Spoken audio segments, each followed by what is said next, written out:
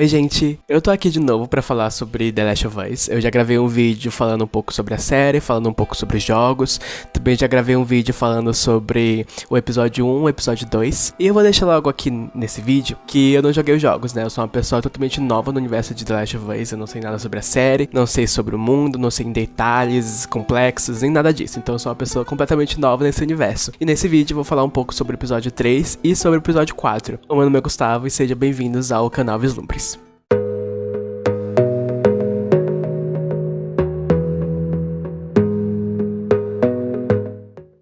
Antes de eu começar a gravar o vídeo, eu queria apenas dizer que eu vou tentar não comentar sobre acontecimentos importantes dos episódios. Mas eu admito que comentar sobre esses episódios sem correr o risco de comentar sobre esses momentos importantes é um pouco difícil. Então eu deixo logo avisado que esse vídeo vai ter spoilers do episódio 2, do episódio 3, do episódio 4 e possivelmente do episódio 1 e do episódio 2. Então fiquem avisados. No primeiro vídeo que eu gravei sobre The Last of Us, que eu comentei sobre o episódio 1 e o episódio 2, eu havia destacado alguns pontos que eu gostei muito da série, que foi as cenas de terror, os prólogos e as câmeras de foco. Nesse episódio 3 e episódio 4, eu sinto que eles já não tem mais. Eu vou começar pelos prólogos. Os prólogos, como eu havia comentado, eles eram uma forma que eu acredito que os produtores encontraram pra trazer a gente pra série, né? Pra contextualizar os telespectadores sobre o que tá ocorrendo naquela série. E também explicar como funciona, explicar o que aconteceu no passado daquela série. E nesse episódio 3, nesse episódio 4, a gente não tem tanto... A gente, na verdade, não tem mais esse tipo de cena, esse tipo de sequência que acontecia no começo do episódio. E normalmente era antes da abertura. Porque eu acredito que no episódio 3, eu, particularmente, já estava bem contextualizado da série. Já conseguia entender muito bem o que tinha acontecido no passado daqueles personagens, no passado daquele universo. Então não fazia sentido pra mim ter mais um prólogo, mais uma cena que me explicasse o que aconteceu, ou me explicasse, possivelmente, o que eu já sei. Então essas cenas, elas ficaram de lado. Mas eu acho que futuramente possa ser que voltem esses tipos de cenas, porque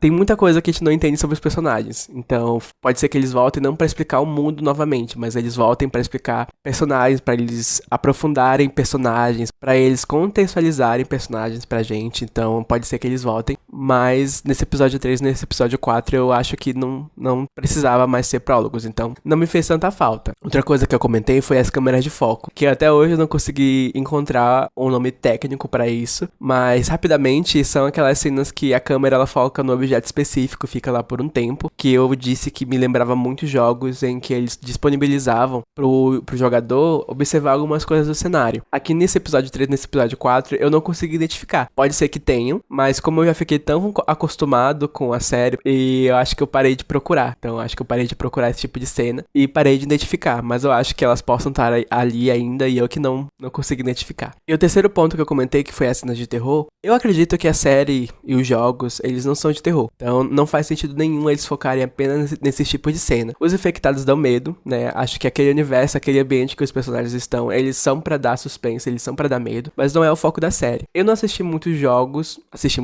Eu não joguei muitos jogos de mundo pós-apocalíptico, nem vi série, nem vi filme. Mas o pouco que eu assisti desse tipo de gênero, eu sempre vi eles focando muito na ação. Eu sempre vi eles focando muito no suspense, nas cenas de terror, nas cenas que dão aflição na gente. E em The Last of Us é a primeira vez que eu tô vendo que eles não vão focar muito nisso. Eles vão focar em outras coisas. Eles vão focar em outro tipo de situação. Então, a última cena de terror, a última cena que me deu aflição foi a cena que a Ellie encontra o infectado naquele porão no início do episódio 3. E depois ali não tem mais. A gente tem outro tipo de cena, a gente tem outro tipo de ambiente, a gente tem outro tipo de conflito. Mas eu acho que isso não é do mérito da série. A série, ela se propõe a fazer uma outra coisa e entregar uma outra coisa pra gente. Então, são 3 pontos que eu, de certa forma, elogiei bastante no primeiro vídeo. Nesse segundo, eles não existem tanto. Mas isso não quer dizer que a série ficou menos chamativa e menos legal pra mim. Eu ainda gosto muito da série. E um último ponto que eu havia comentado no primeiro vídeo, que eu não quero entrar muito em detalhes aqui, é a duração dos episódios. Eu havia reclamado no primeiro vídeo que eu não gosto muito de episódios de série muito longos. E o episódio 3, ele teve 1h15 de duração. Quase o mesmo tanto que teve o primeiro episódio. Eu havia dito que o primeiro episódio, ele foi muito cansativo pra mim. E o terceiro episódio, ele já não foi. Ele foi um episódio um pouco mais dinâmico pra mim. E eu não vi realmente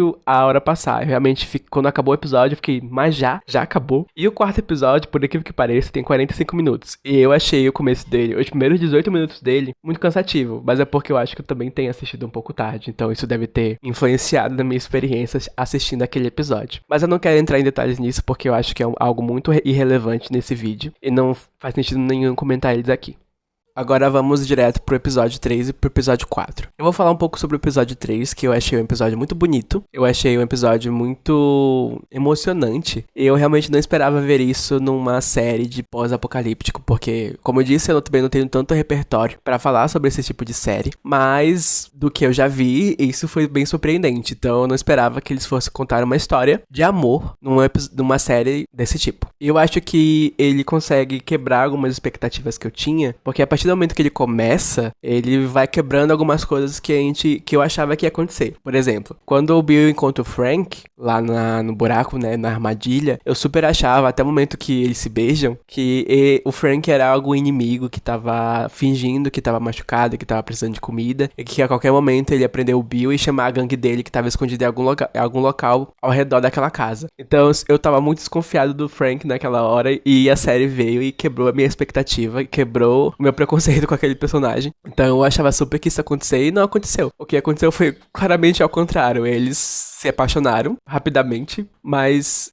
ele ficou lá por algum tempo. Ele disse que ele queria ficar mais lá por algum tempo. E corta pra série. A série corta a gente. Corta pra 3 anos no futuro. E eles ainda estão juntos como um casal, basicamente. E outra coisa que a série quebra é que eu achava que eles iam cair no clichê de matar alguém do casal, né? Como quase todas as séries LGBT fazem. Que é sempre matar alguém do casal, alguém do romance. E no final, um deles fica triste e acaba o filme, acaba a série, acaba a história. Numa história trágica de amor. E não, teve a cena que o Bill ele é baleado, e eu super achava que ele ia morrer, mas ele não morre, ele fica bem, e corta pra 10 anos no futuro com eles velhinhos, e é uma quebra de expectativa dupla, porque o Bill não morre, e que na verdade quem fica mais debilitado, quem fica mais fraco, quem fica mais doente é o Frank, não o Bill. E é interessante. E a última coisa que a série quebra, pra mim, é que eles realmente não têm um final trágico, como normalmente eu vejo nas séries que tratam sobre casais LGBT. Eles realmente deram um final muito bonito pra eles, porque, pensa bem,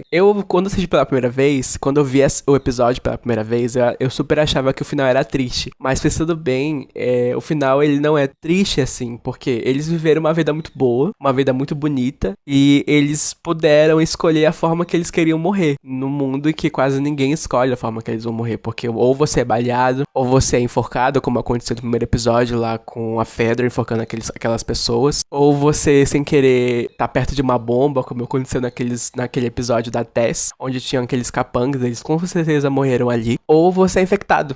Querendo ou não, você vai ser infectado e você vai se tornar um zumbi, entre muitas aspas. Mas não, o Frank, ele escolheu a forma que ele queria morrer. Ele percebeu que ele viveu bem e tava na hora. E o Bill, percebendo também que tava muito satisfeito e que o propósito dele era o Frank, então toda a vida dele, também tava satisfeito com a vida dele. E ele tava velho, então ele também pôde escolher a forma que ele iria morrer. E isso eu achei bem interessante.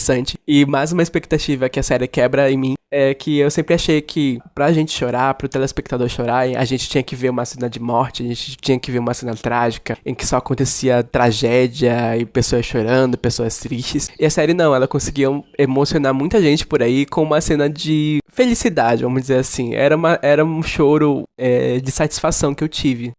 Esse episódio ele tem muita cara de que ele é um episódio filler, né? Um episódio que não faz tanta diferença na série. Mas eu discordo porque a Ellie e o Joe, por conta desses dois, né? Por conta desses personagens, eles conseguem seguir em frente. Mas eu também não gosto muito de tratar episódios de série como se eles tivessem que ser conectados um no outro, como se fosse uma teia de aranha pra no final chegar em um ápice. Eu acho que em The Last of Us a gente vai ter que aceitar que os episódios eles vão ser contidos em si. Alguns não, outros sim. Mas se futuramente houver um episódio igual a esse, que ele vai contar uma história que tem começo, meio e fim, eu acho mais legal a gente aproveitar o episódio do que ficar com raiva, porque a gente acha que o episódio ele não tem sentido nenhum na série. Sobre o episódio 4, ele é um episódio mais curto, como eu comentei, ele tem 45 minutos. Até a minutagem 18 do episódio eu tava achando um pouco cansativo. Depois ele começa a andar mais, porque acontece aquela emboscada que eles sofrem Joe e a Ellie. Mas pensando agora, ele é um episódio também super importante para a relação do Joe e da Ellie. Esse episódio, por mais curto que pareça, eles conseguem aumentar a relação do Joe e da Ellie.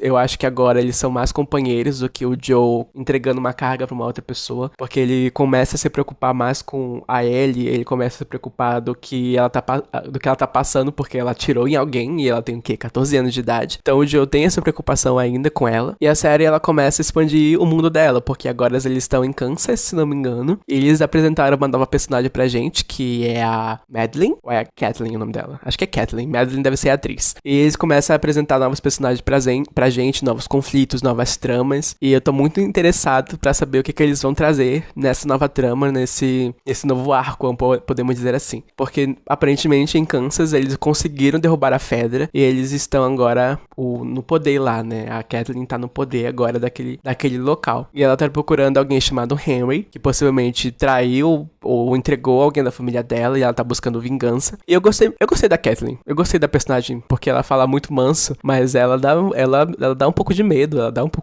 E tem um buraco lá que se mexe, que eu não sei o que quer dizer aquilo, mas parece que vai ser super importante no episódio 5. Então eu também gostei do episódio 4. E eu acho que o episódio 4, ele também pode ser visto como um episódio de passagem, né? Um episódio que ele vai ligar do ponto do Frank, do Bill, até um outro ponto que só vai ser contado no episódio 5. Mas eu também discordo, como eu disse agorinha, que eu não vou gostar de tratar The Last of Us como se fosse episódios conectados. Então eu vou aproveitar cada episódio por si só. Eu vou tentar aproveitar o que ele tá me dando naquele episódio do que ficar pensando qual o papel desse episódio numa série ao todo. Então pra mim não faz sentido fazer isso. Então eu gostei do episódio 3 e gostei muito do episódio 4.